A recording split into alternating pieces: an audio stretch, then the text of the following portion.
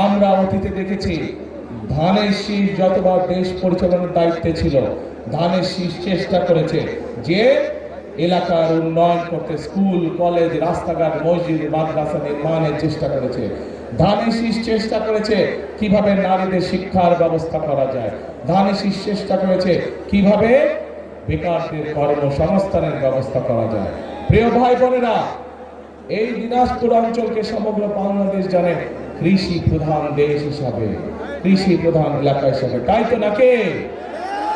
এখন এই কৃষি প্রধান যে অঞ্চল, কৃষি প্রধান যে এলাকা, এই এলাকায় আমরা চাই কৃষির সাথে সম্পর্কিত শিল্প গড়ে তুলতে ধীরে ধীরে, যাতে করে কৃষির সাথে, যেমন এই এলাকার লিচু বিখ্যাত, বাংলাদেশ বিখ্যাত, জগৎ বিখ্যাত এলাকার লিচু, কিন্তু এই লিচুকে প্রক্রিয়াজাতকরণের মাধ্যমে আমরা বিদেশে রপ্তানি করতে পারবো, কিন্তু সেইটা এখনো করা সম্ভব হয়নি।